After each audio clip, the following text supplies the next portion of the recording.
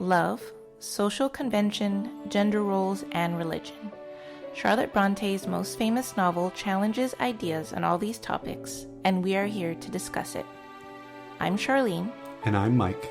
And this is Jane Eyre Files.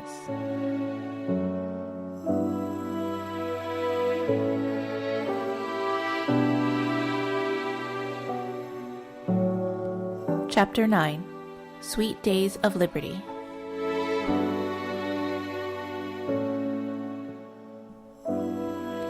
Hello, husband.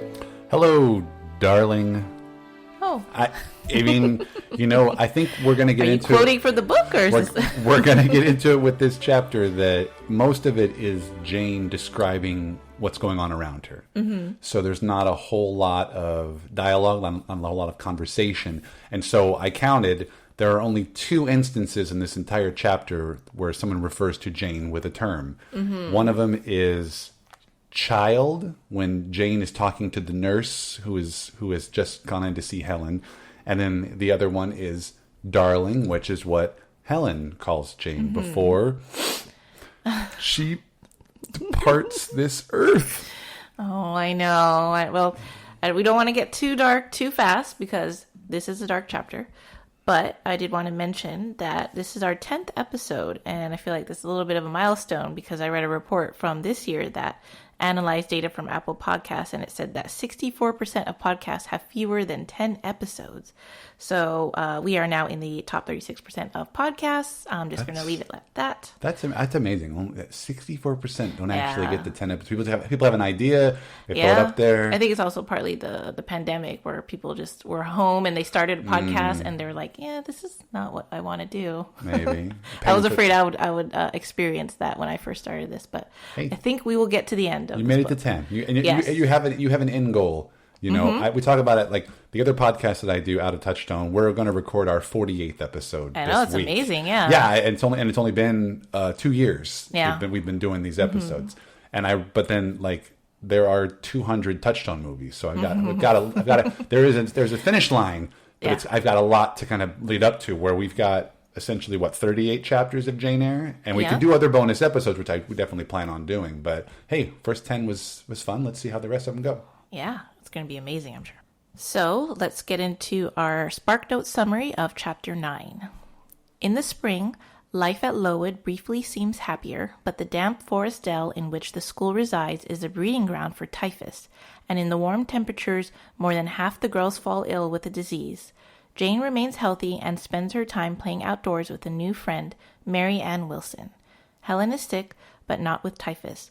Jane learns the horrific news that her friend is dying of consumption. One evening, Jane sneaks into Miss Temple's room to see Helen one last time.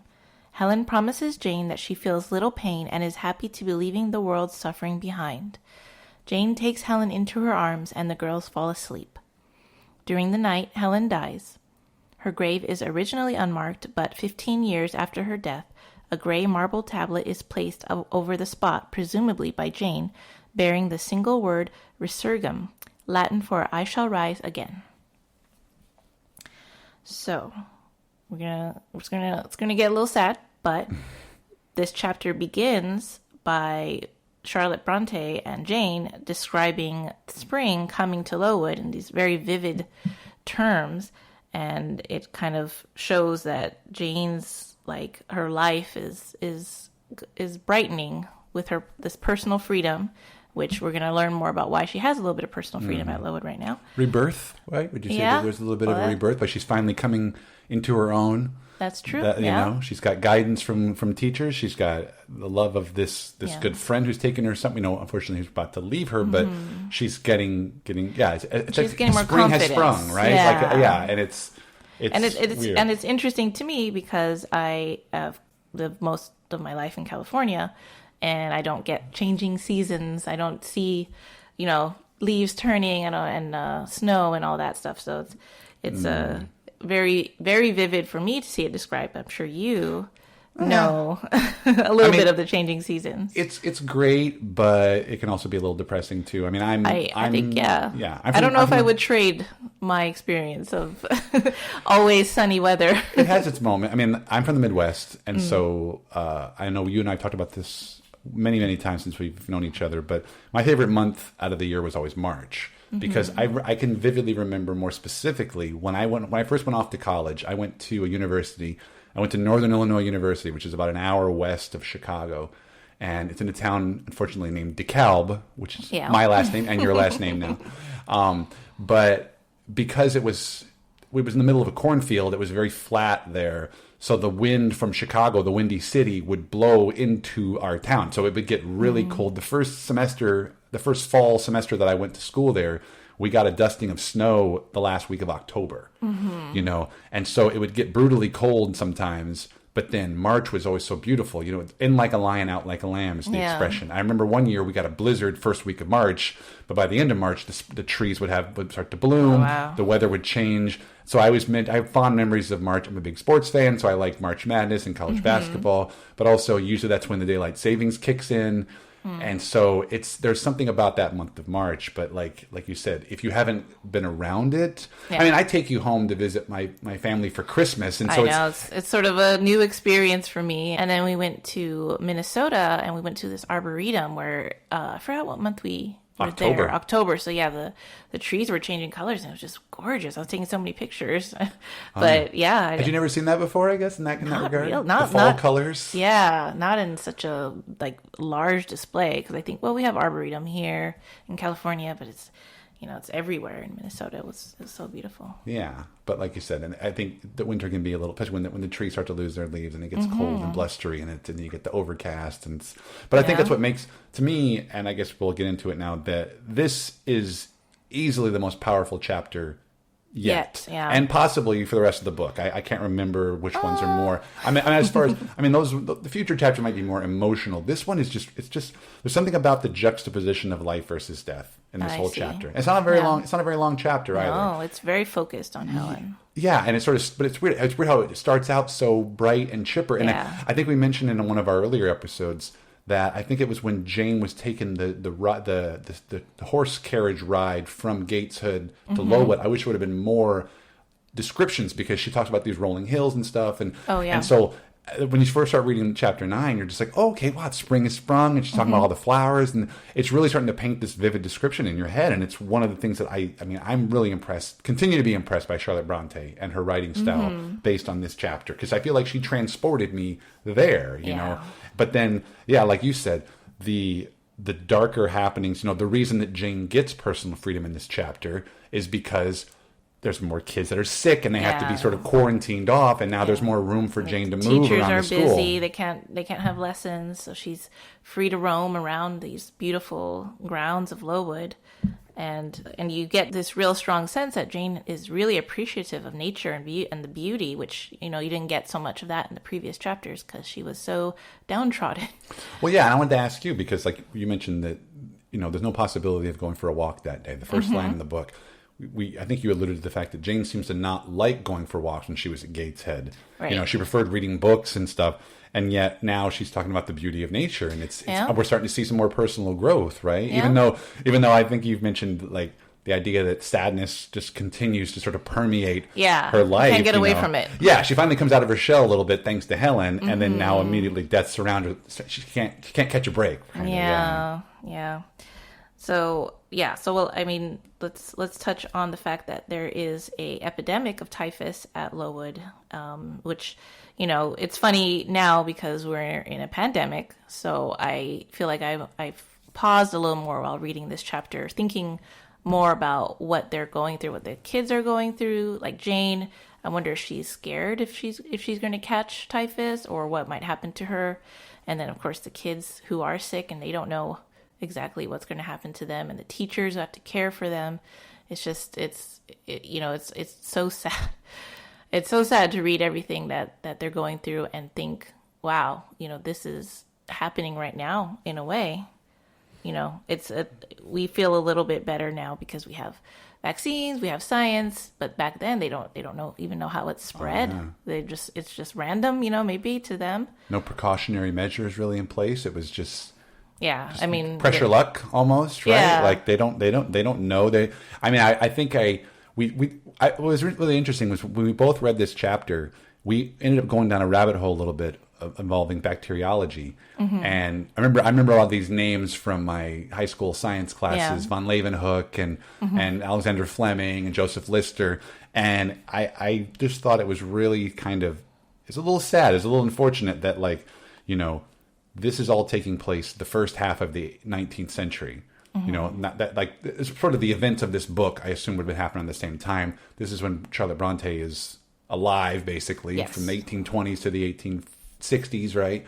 And so, but then I looked it up and I saw that, like, all those guys, like Robert Koch and Louis Pasteur, Joseph Lister, you know, all of their breakthroughs happened in the second half of the 19th century. Like, the Bronte family just missed it. Yeah. And it's even though I said it's weird, these are fictitious characters in this book, and yet you do feel for them. You know, this chapter really hit close to home based on what we're dealing with.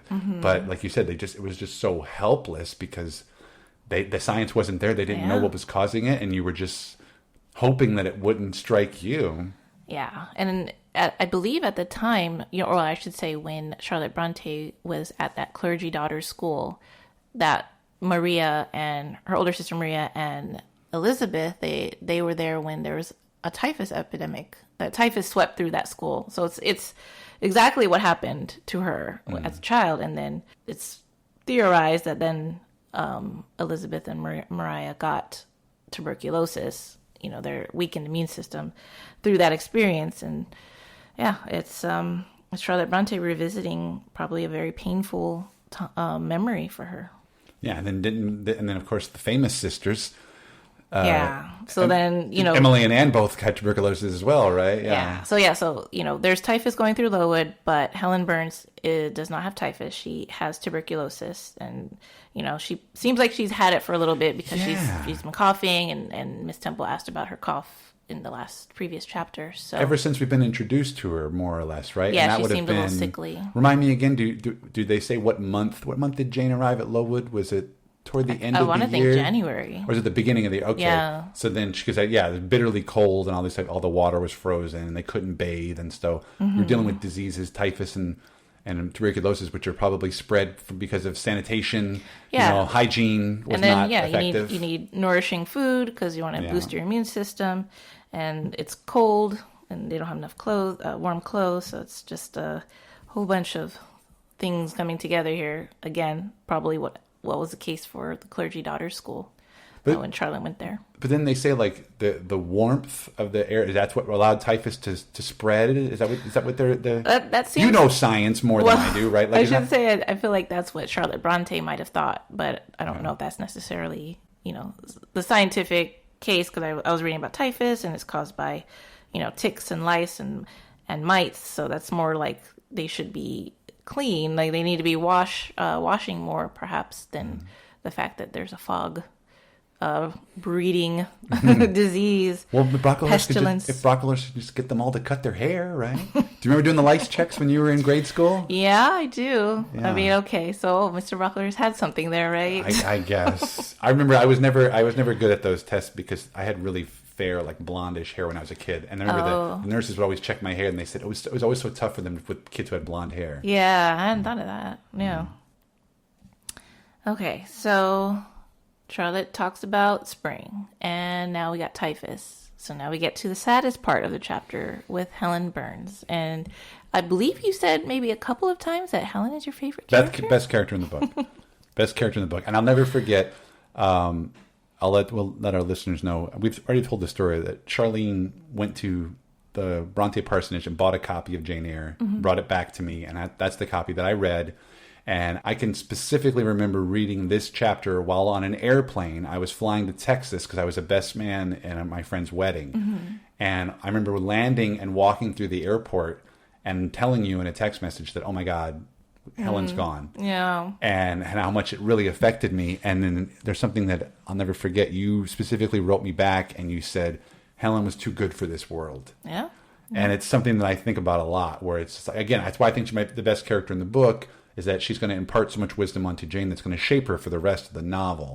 And so, and in that, and her, I shouldn't say her death is slow. I mean, yeah, she's coughing from the moment we meet her. Yeah. You know, and I didn't realize it because you even told me off the air before we started reading this chapter. You're like, you remember what happens in this chapter, right? And it's like, is it already? Did we not get another chapter with Helen? Right, yeah. You know, and it's just so agonizing that the way that it's just, like we talked about her concept of embracing religion to sort of make it easier to deal with what she's going through. And it's still such a slow burn, and you're just it's painful to read that last 2 pages of this chapter and know what she's going through and how Jane she doesn't know trying to process it. Yeah, because there is mention, you know, earlier on of Jane trying to understand. Like she doesn't really understand that Helen is probably at death's door until almost moments before she sees her. And Jane has this moment where her mind is trying to, as she says, comprehend what had been infused into it concerning heaven and hell.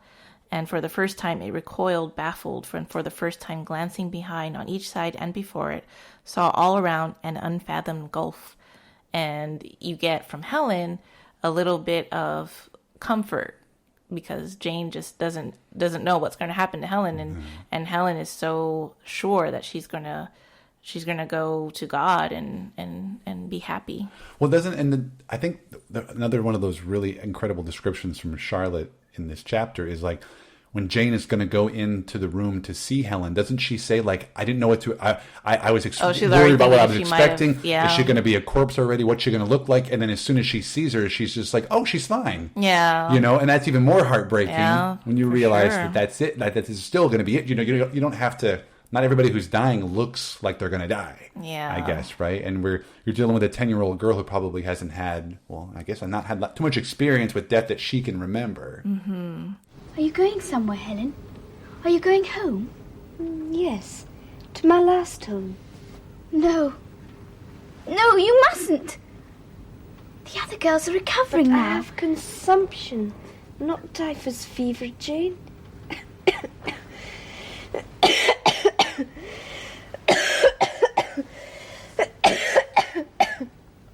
Jane, your feet are bare. Come. Lie down and cover yourself with my quilt. I'm very happy, Jane. And when you hear I'm dead, you must be sure and not grieve. By dying young, I shall escape great sufferings. I had not qualities or talents to make my way very well in the world. And as I said, Jane has not experienced death at this point. I mean, I feel like she has raised somewhat religious, and she knows, and she knows that there's an afterlife. I was not raised in a religious household. I know you were, and so I wonder, did that happen did your upbringing, when you go to Catholic school, do you get more of a concept of the afterlife, and is it supposed to be a comfort of some sort? I mean, I think they are supposed to comfort you, but I feel like when you're young, and I don't know if this is just me, but yeah, when you're young and you're learning about the afterlife and what happens, you know, you probably don't really comprehend death that much, but the ideas that they put in your head of like heaven and hell and punishment if you're not good, sometimes that can be a little overwhelming. And Helen at least has a more approachable view of God, I think, than what you might get from Brocklehurst. So it's just, I can understand that religion can be a comfort to you if you're thinking about your death. And even though I'm not religious, I anymore, I do feel that that call of like, oh well, there's something waiting for you after you die is very strong and compelling. But I also think that with Jane's ideas, that quote I mentioned earlier about her trying to comprehend what she had been taught about heaven and hell, that's also relatable, because I feel like that's what I was like, or what I thought of when I was young in Catholic school, and thinking about the devil or angels, and so it's so mysterious and grand, and you don't really realize your place in it, I guess. Where do wicked children go and all that stuff, right? There was no Brocklehurst in your life, I assume. No, right? I mean, I should say that I had very good, kind teachers. There's a lot of positive experiences growing up Catholic, but even with the whole Catholic upbringing, I feel like I still didn't really get too much experiences of death because I really didn't have anyone close to me who died. I was going to ask, how many funerals have you been to? There was one funeral I went to of my great aunt. She passed kind of unexpectedly, but I don't really remember the funeral because I was pretty young. How old, you remember? I think it was like 9 or 10 maybe. Oh, okay. So yeah, it was really... Jane's age, basically. True, yeah. But it wasn't someone in your peer group. Yeah, that someone was my best friend. Yeah.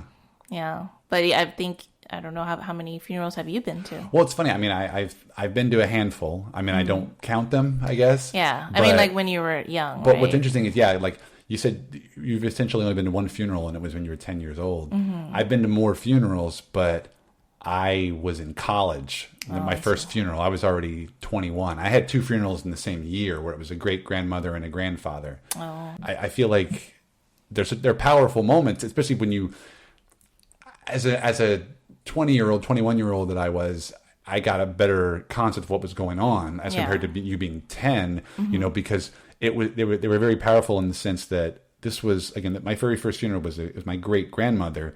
And so all of her children, which would have been my great aunts and uncles and my grandmother, to see them, these people that were always bright and happy and cheery whenever you saw them, whenever you visited them on the holidays and everything was all good, to see them visually shaken, and like, I think I mentioned to you off the air, like her oldest son, my oldest great uncle, he was just an absolute wreck and was just like on top of the coffin and just saying like, "Oh my God, Mom, I missed you," all this stuff. And it was just like, this is my great uncle. He was just this rugged guy that, wasn't used to that. And so, heartbreaking. Yeah. And like the next funeral that summer was my grandfather, who I knew very well. And that one was painful. Mm-hmm. Seeing my dad, I'd never seen my dad like that before. Mm-hmm. And then seeing my grandmother, my dad's mother, break down, you can't forget those, but at least it sort of prepares you and toughens you up to where, when my mother passed away, I had to be the stoic one. And I mean, I had my moments where I had to hold it together, and I had some moments where I couldn't. Yeah. And so I wonder if, like, for Helen, was religion any kind of comfort for you? That's weird because, like we said, I was not raised in a religious household. And your parents, or so your dad, didn't say anything about believing God or nothing like that. Not really. Yeah, like there was a preacher who came. My mother was like terminally ill in the hospital for about a month, and so we were going to the hospital every night. And then this preacher would come into the hospital, and he was from the local church. I think my aunt knew him, and so we kind of got to know him then because he was going to be the one who would be sort of presiding over the funeral.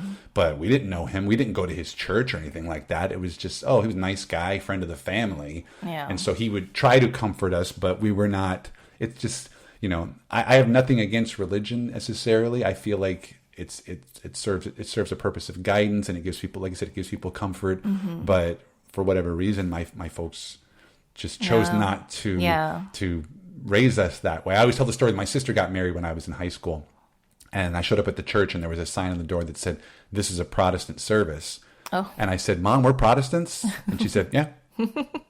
Just like that, just change the subject. Oh, yeah, we're Protestants. Yeah. Oh, okay. I guess we no idea. It seems that Helen's words are bringing Jane comfort. And, Helen says, very touchingly, I think, "I am very happy, Jane, and when you hear that I am dead, you must be sure and not grieve. There is nothing to grieve about. We all must die one day, and the illness which is removing me is not painful. It is gentle and gradual. My mind is at rest. I leave no one to regret me much. I have only a father, and he is lately married, and will not miss me." Oh, that last line is just awful. That's terrible. I know we talked about it on this show before because we didn't really know Helen's backstory. And you just said, "Oh, her mother must have passed, but she's got a father." Like, what father, even if he is remarried, would not miss his 14-year-old dying daughter? Yeah, that's just it just really hits. And the fact that and Helen accepts it so easily, it seems like. Which, I guess that's the way she is. She just accepts everything. I'm a burden or whatever. Yeah. She kind of does go through the school thinking that she's a burden on the teachers, and she's a burden on her father, so he's not there anymore. She's a burden on Brocklehurst, but she's not. She's this powerful woman. I've mentioned it in the last episode that, yeah, she might have some flaws, but she's human. She's very human. And she used her short period of time on Earth to at least inspire this young orphan girl, Jane. I'm sure she's always kind to everyone she knew, and everyone appreciated that. Yeah, I didn't know I didn't know what to expect when I first read the book, because it was just like, I thought, is Jane going to have to just learn everything herself? And it's like, no, she's got these great positive figures. Yeah, unfortunately, the first few chapters, you start off with a lot of negative figures in the whole Reed family. Well, that also shapes her personality. Yeah, exactly. Like I said, we talked about it before, that's why a lot of the film adaptations really drive home the scenes in Gates' head, because it's good at shaping a character in a 2-hour film. Yeah. You know, but then it's like, then she goes to Lowood and then she's still not quite there, and she's still not feeling confident until, you know, Miss Temple gives her a little bit, but it's Helen. Helen is the one that molds her, and you hope that, I mean, she's going to have to carry on, but it's very bittersweet, because now that it's you know, is Marianne Wilson going to be her buddy? You know, we don't know. Somewhat, I guess. Not as good as Helen. She's not as good as Helen. And before we wrap up Helen in this chapter, there's a last line that Jane says about Helen's grave being unmarked, and then 15 years later, there's a gravestone placed on there with the words "Resurgam," which means "I shall rise again." And I find it, Jane doesn't say, but it does seem like Jane did put that gravestone there. Yeah, the Spark Note says presumably by Jane. Yeah, I was surprised by that, because I was thinking, I could believe that she did it, because she knows exactly how long it was before the headstone appeared. You know, what are the odds she's going back there? It's very sweet that Jane would come back to Helen's grave and look and probably pay her respects again, remember her friend, and show this and put this word on there that references the idea of a Christian resurrection. Yeah. Well, she's 10 when Helen passes, basically. She's going to be pretty much 19-ish for the rest of the novel. Yeah. So that would be 6 years later, after the events of the novel, that she could go back and do that. Yeah, it's totally believable. And it shows you, like I said, how honorable she is, and what a lasting impression Helen had on her, because she's the best character in the book. Well, we'll see her. We will continue to see the effects of Helen's friendship throughout the book. So, Mike, why don't you share your quote first? Okay, like I mentioned already, this chapter had such a profound effect on me because of like I said, the juxtaposition between life and death. The way it starts out, she's describing this pastoral beauty of her surroundings, and then she has to get to death striking through the school. And so the quote that I actually grabbed was one from the very beginning of the chapter, when she's talking about all of the flowers being in bloom. But then she says, quote, "And these fragrant treasures were all useless for most of the inmates of Lowood, except to furnish now and then a handful of herbs and blossoms to put in a coffin." End quote. Yeah. I mean, that's good. That Charlotte Bronte. Yeah. Because, like, you know, I know it's this sad truth that children were dying at that time, you know, but it hit me a little harder because it kind of took me out of the escapism of the book. And it made me really sad, even though these are fictitious characters who we never really meet. I mean, I guess when you watch the film adaptation, you see extras in the background in the Lowood scenes. But when you're reading this book in your mind, maybe some of the scenes where it says that we split up into groups, and so you kind of get an idea, or the girls trying to bathe or eating their burnt porridge. They're just nameless, sometimes faceless in your mind. But the way that she's describing this epidemic striking through them and knocking out half the kids in the school, it's still so hard. And I think she also talks about, like, the parents or the family members who were lucky enough to have the kids in Lowood who were lucky enough to have a family member who could come pick them up and take them away, and then knowing that they're not coming back because they're basically going home to die. You know, and that's why, like I said, that the idea of, you know, these fragrant treasures were useless to and like, is this one of the first few times that she refers to the people as inmates of Lowood as well? Oh no, I think it's one more time before. But it's not common expression. Well, it's not a very welcoming expression. Yeah. It's just a very well-written passage by a very talented author. Oh, absolutely, yes. So what is your quote, Charlene? Okay, so my quote is touching on Jane's other friend, Marianne Wilson. The other friend, yes. And Jane says about Marianne, she says, "She had a turn for narrative. I for analysis, she liked to inform, I to question. So we got on swimmingly together, deriving much entertainment, if not much improvement from our mutual discourse. And I think it's kind of a funny sentence, mention of this Marianne, because she's kind of a throwaway friend. We don't really hear more from her. Okay. But I like that description of their friendship, because I identify with the way that Jane seems to gravitate towards her, because she is a little more of an extrovert, probably. She likes to talk more, and Jane likes to listen. And that's something that I like to do. And I think that you also can be, you can take a turn for the narrative sometimes. Yes. Me? Do I inform and you analyze? Mm-hmm. Is that what she describes Jane in this chapter when talking to Marianne? Yeah. Yeah. It's just the description of an introvert that I really relate to. Yeah. I mean, and I pride myself, like I said, I'm an extrovert. Mm-hmm. You went to, what do we say? You went to 3 schools in your life. I went to 11. Yeah. I was always having to move around. I'm from the Midwest. I got it from my dad. We talk to anybody we're standing in line with, and I feel weird sometimes because I feel like I dominate our conversations. If we go out with somebody, if we go out with another couple, I do a lot of the talking. But then I kind of lean on that. It makes it gives me a little comfort to know that you can take care of any silences that might come up.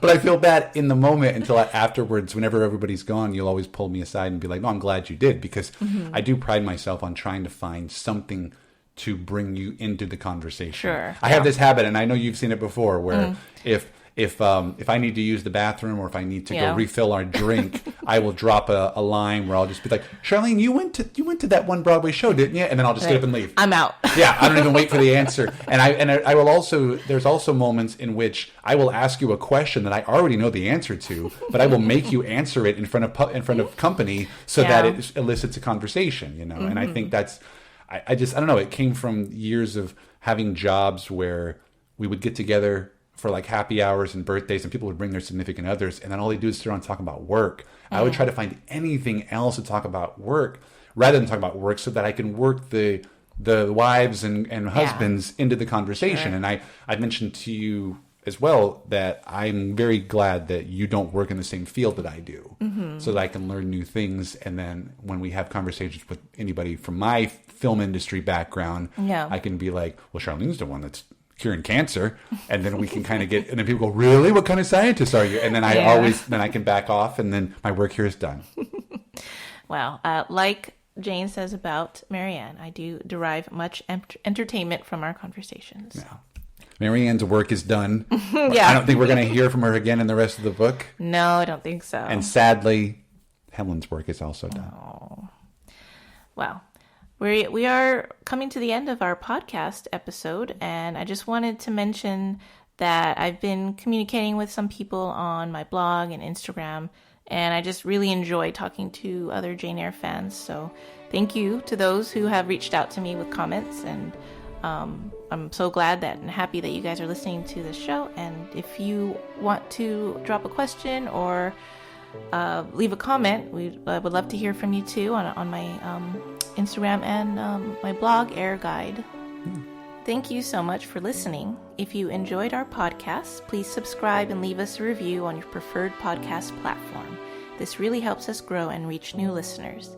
If you want to talk Jane Eyre with me online, you can find me on Twitter and Instagram at Eyre Guide. That's EYRE. And if you want to hear more from me, I host my own podcast called Out of Touchstone, where my good friend Chad and I discuss all the films that Disney produced for their Touchstone Pictures label. You can also find me on Twitter at Mike DeKalb. Thank you, and farewell for the present.